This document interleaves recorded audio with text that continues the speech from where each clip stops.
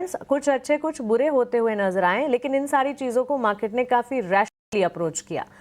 यहाँ से आगे बाजार की चाल पर आपकी राय? देखिए, मैं तो काफी पॉजिटिव हूँ बाजार पे। और ये मैंने पहले भी एक दो बार इनफैक्ट एक एनालिसिस दिया था जहाँ पे चार पांच फैक्टर्स थे। एक तो आरबीआई ने जो इंटरेस्ट रेट घटाया था, और आरबीआई की तरफ से सरकार को बहुत बढ़िया डिविडेंड मिला था, तो वो भी पैसा अंदर आया। और उसके बाद में जो करेक्शन आया था बाजार में, उसके कारण थोड़ा सा वैल्यूएशन ठीक ठाक था। और जो जीएसटी के नंबर्स थे वो ऑल टाइम हाई थे, आई थिंक पिछले महीने। और सबसे बड़ी बात, जो डेटा है पीएमआई वगैरह का, ये भी एकदम फर्स्ट क्लास एंड सॉलिड थे। तो ये सारे फैक्टर्स दिखा रहे थे कि बाजार अपना जो ट्रम्प साहब के आने के बाद जो करेक्शन दिखाया था, उसके बाद में एक रैली के लिए तैयार था। लेकिन क्या हुआ, उस प्रोसेस को थोड़ा सा डिले होना पड़ा, क्योंकि उस बीच ही इसराइल और ईरान का युद्ध चालू हो गया बीच में। और इसके कारण हमको ऑलमोस्ट 2 हफ्ते समझ लीजिए 12-13 दिन उसका खामियाजा ना भोगना पड़ा। अब आज के दिन वो टल गया है, युद्ध तो समाप्त हो गया है। और आप अगर आज देखो तो जो रुपी है, ये 86 के नीचे गया ऑलरेडी। मतलब अच्छी खासी रिकवरी है, तो 85.72, 85.73 में अभी ट्रेड कर रहा है, जो बहुत बड़ा पॉजिटिव है। और इनफैक्ट कल रात को यही सोच रहा था, क्योंकि मैं थोड़ा सा बुलिश था आईटी में। मैं अगर रुपी ज्यादा अप्रिशिएट करता तो आईटी पे क्या इफेक्ट होगा, ये एनालिसिस करना बाकी है। लेकिन रुपी ओवरऑल नीचे जाता है तो भारत के लिए बहुत बढ़िया चीज है। और आप अगर ब्रेंट क्रूड भी अभी देखो तो वापस 66-35 पे अभी चल रहा है।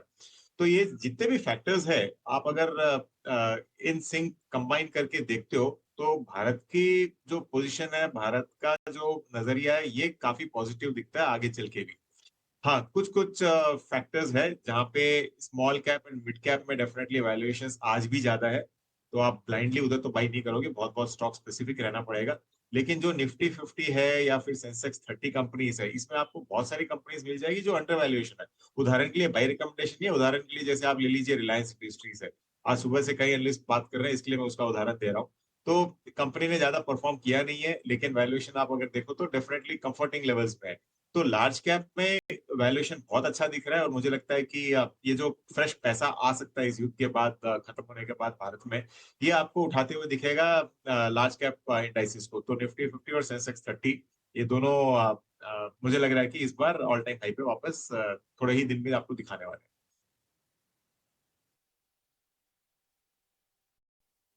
दिन में ऑल टाइम हाई दिखेंगे। रिलायंस का जिक्र भी किया विवेक जी ने। विवेक जी, बहुत शुक्रिया आपका समय देने के लिए और इस चर्चा में जुड़ने के लिए।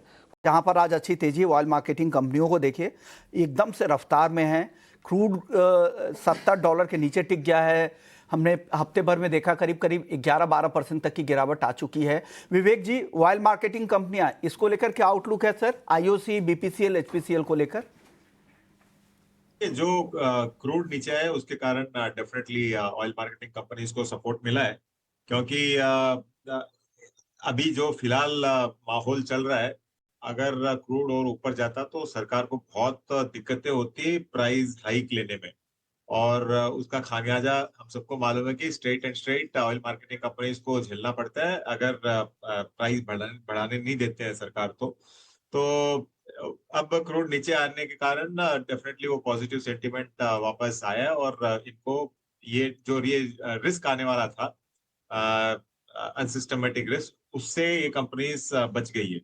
तो मुझे लगता है कि ऑयल मार्केटिंग कंपनीज और अच्छा कर सकती है यहाँ से। और वैल्यूएशन वाइज आप अगर देखो तो नंबर 1 बीपीसीएल चॉइस रहेगा, नंबर 2 एचपीसीएल, और थर्ड नंबर पे आईओसी। तो तीनों ही कंपनी अच्छी है। हाँ, इसका थोड़ा सा negative effect oil refining companies को झेलना पड़ेगा, लेकिन वो इतना बड़ा कोई मतलब सरदर्द नहीं है। मुझे लगता है कि ऑयल मार्केटिंग कंपनी ज्यादा बेनिफिट करेगी ऑयल रिफाइनरी से ज्यादा। पूछना चाहूंगी, फंडामेंटल नजरिया रखे तो मेटल सेक्टर पर आपकी क्या राय होगी?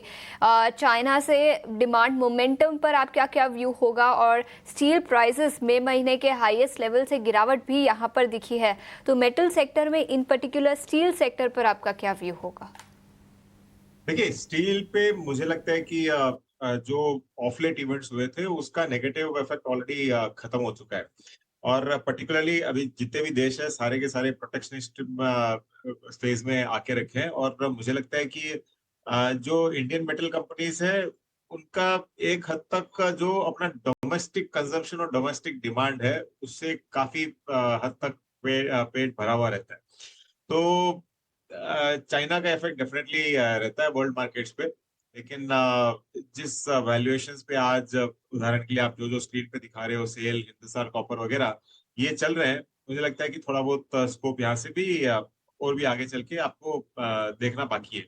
और अगर आप कंपेयर भी करो वैल्यूएशन फैक्टर भी जो जो करीबन समझ लीजिए कि सितंबर से लेकर दिसंबर 2023 में जो वैल्यूएशन था वहां से ऑलमोस्ट 20-25% आज के दिन भी metal sector overall valuation wise lower valuation में ट्रेड कर रहा है।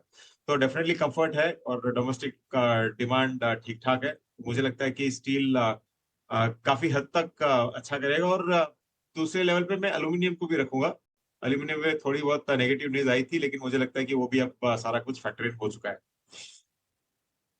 ये नजरिया मेटल सेक्टर पर, एल्यूमिनियम सेक्टर पर भी विवेक जी ने अपना नजरिया आपके सामने रखा।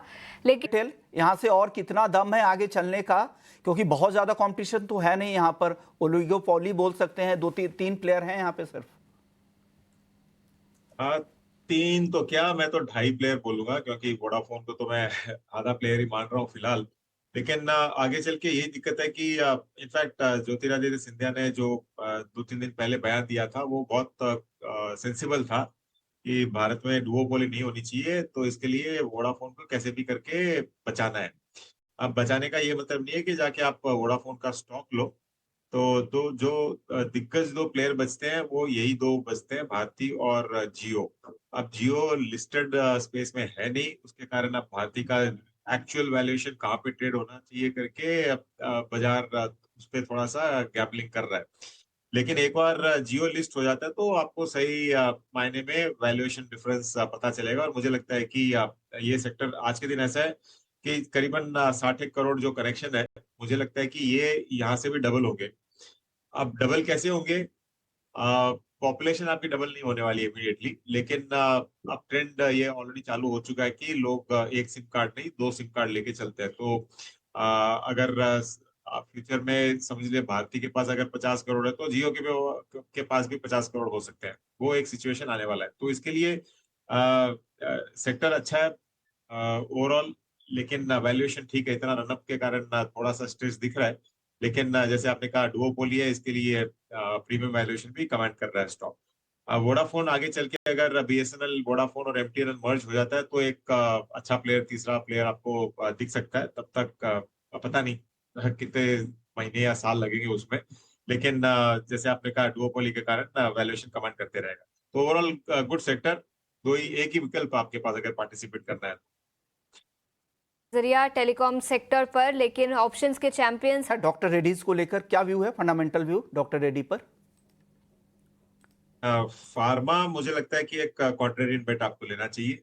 और इन पर्टिकुलर फार्मा में डॉक्टर रेड्डी पे तो ज्यादा नहीं, लेकिन जो सीडीएमओ प्लेयर्स है उस पे काफी बुलिश हूँ। और इनफैक्ट आज एक बड़े ब्रोकरेज हाउस की रिपोर्ट आई थी, अब मुझे एग्जैक्टली ब्रोकरेज हाउस का नाम ध्यान नहीं है, लेकिन उनकी रिपोर्ट में भी यही कहा गया है कि जो सीडीएमओ प्लेयर्स है उस पे आपको ज्यादा फोकस रखना चाहिए।